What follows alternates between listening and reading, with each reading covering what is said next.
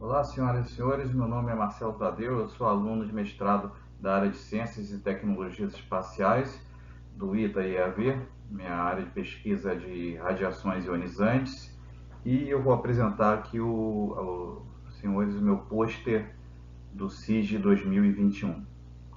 O título do pôster é Exemplo de aplicação de softwares no cálculo de Single Event Upsets em grandes altitudes. E como, obviamente, o texto aqui está muito pequeno, não dá para ler, eu vou estar dando um zoom em cada seção nos próximos slides. Como um rápido resumo do trabalho, nós vamos demonstrar aqui um exemplo prático de cálculo de Single Event Upset, SEU, em voos de grande altitude, utilizando softwares de domínio público. O case que eu vou utilizar aqui nesse pôster vai abordar então esse cálculo de SU para uma memória SRAM. Okay? E depois de feito esse case, eu vou fazer uma comparação rápida da taxa de SU em voo subsônico normal e em voo hipersônico. Agora uma introdução aqui uma introdução à radiação ionizante, né? E a motivação do trabalho, né?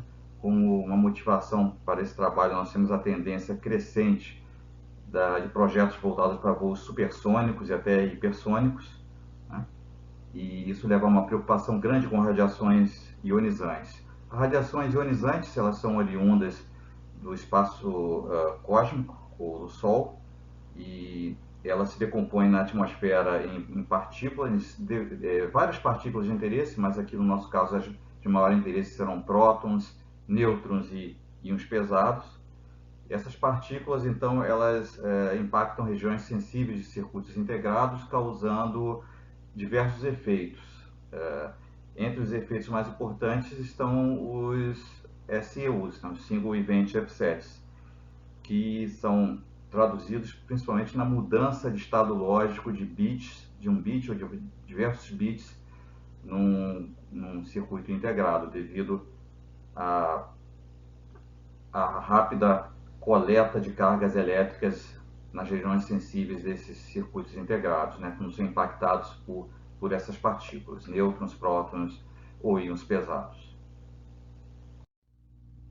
Bom, como eu disse anteriormente, a preferência aqui se deu pela utilização de softwares de domínio público e de fácil interface.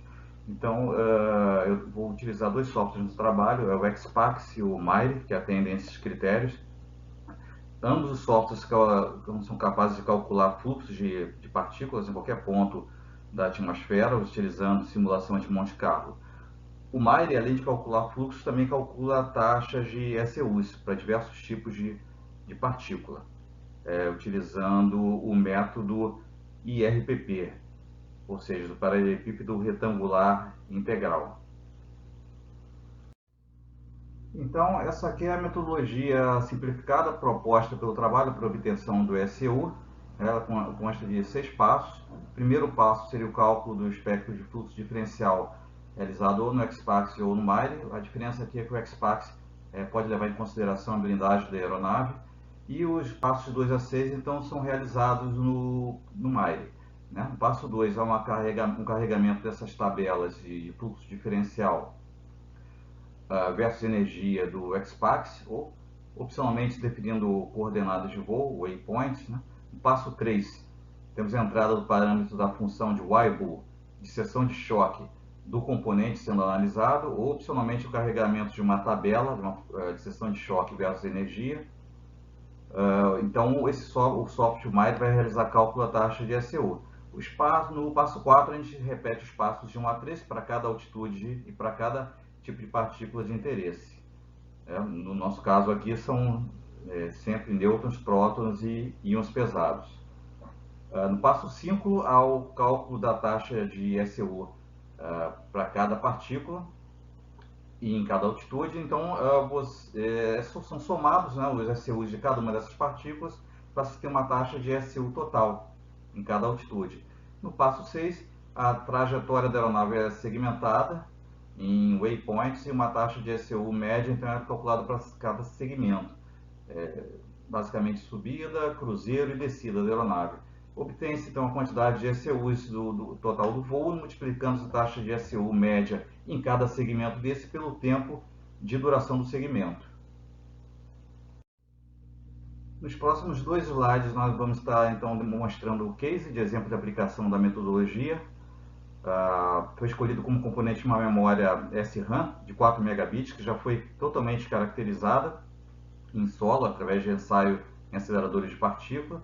Então, a figura à esquerda, ela mostra o fluxo diferencial de íons obtido no XPAX, em função da energia, aqui para uma altitude específica, 38 km. A gente tem aqui em abóbora o fluxo total de íons, naquela altitude.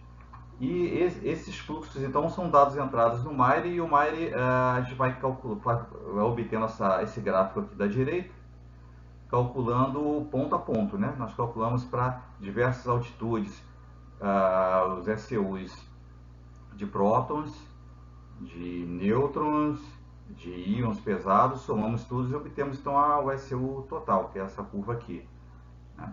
Então isso aqui relata os passos 1 a 3 da metodologia. Na verdade, o slide anterior também envolve os passos 4 a 5 da metodologia. E, como o último passo, o passo 6, nós temos o exemplo aqui dado de uma trajetória segmentada. Eu peguei como exemplo um voo, então, Los Angeles-Sydney, que é um voo de 12.074 km, e calculei, então, as taxas de ECU total para aquela memória, para o voo hipersônico e para o voo subsônico. Então, para um voo hipersônico, deu aqui 0,082 eventos de ECU por memória, para o voo subsônico, 0,17 eventos por memória. Com relação ao uso dos códigos computacionais, a gente vê que eles aceleram muito o processo de obtenção do ECU. A gente tem uma redução de custos, né, de custos de testes em laboratório e de HH de engenharia para avaliação desses ECUs, isso fica bem claro. Como algumas conclusões importantes, a gente pode notar que a taxa de ECU de voo hipersônico é metade do voo supersônico, tá? Mas isso aqui se deve principalmente pelo tempo de exposição, né? Que no caso aqui a gente tem um voo hipersônico que tem 2,6 horas de duração contra um subsônico que tem 13,7 horas de duração. Então o trade-off não é tão simples, né? É um estudo mais aprofundado que deve ser feito então na minha tese de dissertação, né?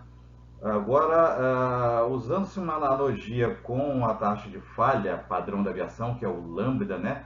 O que a gente pode notar desses cálculos é que o lambda, ou o equivalente ao lambda do voo hipersônico, que seria a taxa ECU, né? 11,7 aqui na subida, 4,9 no cruzeiro, 13,4 na descida, são bem maiores do que os ECUs do voo subsônico.